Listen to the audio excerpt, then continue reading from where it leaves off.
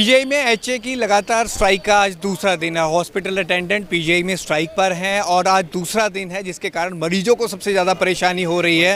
HA जो हैं वो लगातार अपने एरियर की मांग कर रहे हैं, जो उनका एरियर बकाया है। उनका कहना है कि उनके एरियर को लेकर उन्होंने 8 महीने पहले भी मीटिंग हुई थी, ये मीटिंग लगातार हुई। 9 अक्टूबर को लास्ट उन्होंने अपनी चेतावनी भी दी थी, अगर उनकी बात या एरियर उनका बकाया नहीं मिलता है तो वो स्ट्राइक करेंगे। आज उनकी स्ट्राइक का दूसरा दिन है। हमारे साथ इनके यूनियन के नेता भी हैं, प्रधान भी हैं। कई लोगों से बातचीत करते हैं कि ये आखिरकार उनको स्ट्राइक पर क्यों आना पड़ा है। सोता ही आप किस तरह से देखते हैं जो एरियर की आपकी मांग है, अब क्या डिमांड कर रहे हैं और पीजीआई प्रशासन से आपकी बात हुई है, क्या वो सफल हुई? सर ऐसा है, कल पहले हमने ये 15 दिन पहले अल्टीमेटम दिया था स्ट्राइक का इस मुद्दे को लेके, जो एचए का एरियर था, जबकि 4 कैटेगरियों का सुप्रीम कोर्ट से रिलीज़ कर दिया गया, ऑर्डर हो चुका है। इन्होंने क्या बितकरा किया, 3 कैटेगरी का रिलीज़ कर दिया गया और एक को बीच में से गायब कर दिया। अब उसमें किस आदमी की साजिश थी ये हमें नहीं पता। मैनेजमेंट वाले भी एक्सेप्ट कर रहे हैं कि भूल हो गई है। अरे भाई, भूल होगी तो एक आदमी से हुई ना, उसको इन्वॉल्व करो। ये हज़ारों लोग क्यों इन्वॉल्व किए गए हैं?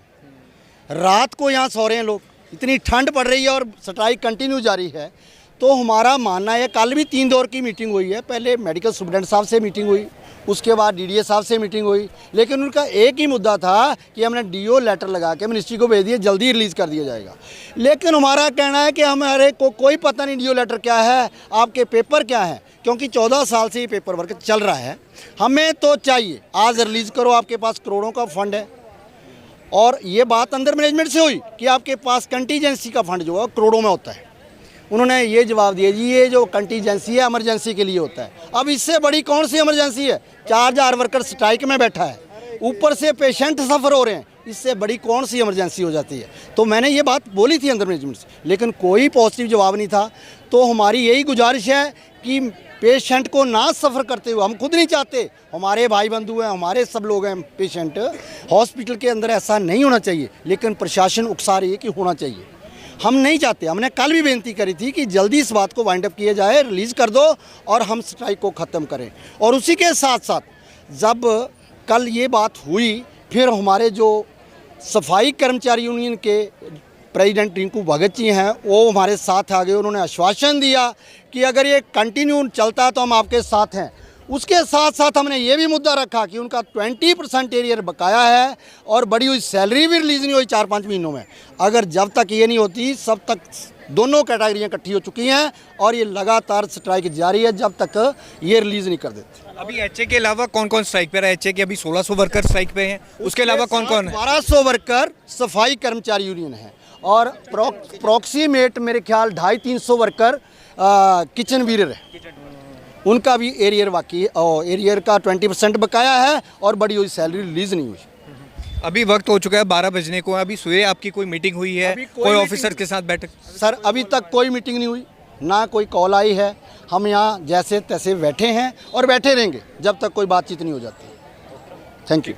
भाई जी, आप किस तरह से देखते हैं स्ट्राइक को? सर मेरा तो ये मानना है कि पिछले 22-23 सालों से हम यहाँ संस्थान की सेवा बड़े ही ईमानदारी से निभा रहे हैं और हमारे साथ हमारे और भी भाई बहन हैं जो हॉस्पिटल अटेंडेंट परिचारक हैं, हमारे साथी हैं।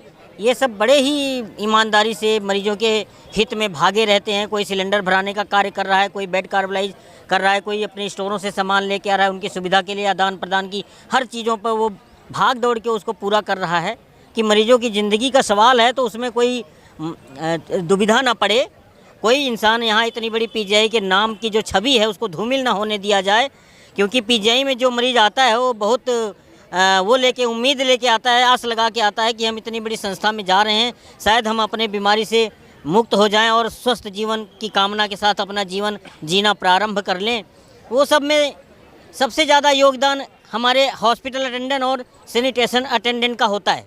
हर वक्त जब भी कभी कुछ होता है, ख़राब हो गया तो कहाँ गया हॉस्पिटल अटेंडेंट, अच्छा हो गया तो इनको नर्सिंग ऑफिसर को मिलता है, उसका प्रोत्साहन जो भी है वो उनको मिलता है।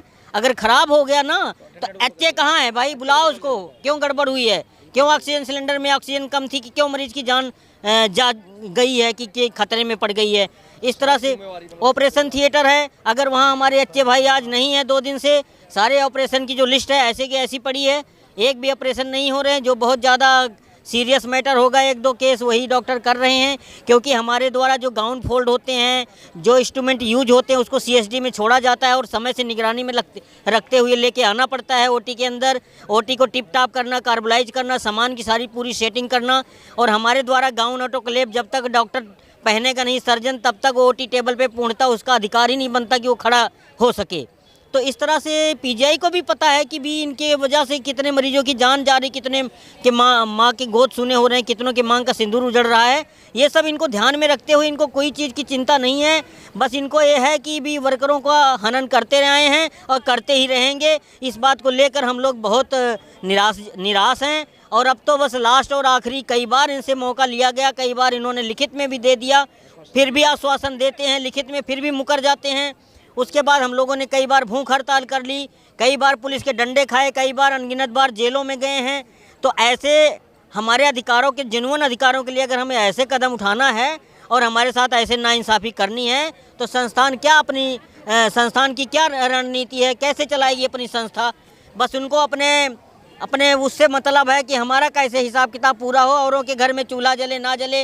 हर इंसान जो है वो ये चाहता है, उस उम्मीद पे काम करता है कि हमारे बच्चे जो हैं उनके अंदर इतनी ताकत कैपेसिटी नहीं होगी, आने वाले समय में उनका जो समय है वो बहुत प्रगाढ़ होगा। हम उनके माता पिता गार्जियन हैं, हम जो ताकत वर्किंग कर रहे हैं उनके अंदर उतनी कैपेसिटी नहीं होगी। उनके अंदर एक ही कैपेसिटी होगी, वो होगी शिक्षा, जो हम इतनी तनख्वाह में उनको दिला पाने में कामयाब नहीं, सफल नहीं है। तो हम प्रशासन से चाहते हैं कि जो हमारा सुप्रीम कोर्ट, हाई कोर्ट ने जजमेंट दिया है कि समान काम समान वेतन दिया जाए, एरियल हमारा जो बकाया 3 वर्करों को 3 कैटेगरी को दिया और 1 कैटेगरी को रोक दिया, वो जलती हुई आग में घी डालने का काम प्रशासन ने खुद किया है। 8 महीने पूरे हो चुके हैं, अभी तक भी इनकी सोच ऐसी है कि इनको ना दिया जाए। उससे हमारे जो बच्चे जो हैं हमारे शोषण के शिकार बन रहे हैं, हम बन रहे हैं, उसका सबका ये PGI प्रशासन जिम्मेवार है। धन्यवाद। हमारी एक यही है, मैं Manish, senior vice president PGI all counter worker union की तरफ से। हमारे अपील यही है कि हमारा जैसे कि 3 कैटेगरी का एरियल दे दिया गया है और 4थी कैटेगरी को खैर अभी नहीं दिया, जो कि हमारे अच्छे भाई हैं। तो हमारी अपील ये है कि हमारा जो जल्द से जल्द जो पैसा है रुका हुआ है कि वो हमें सभी वर्कर को दे दिया जाए। और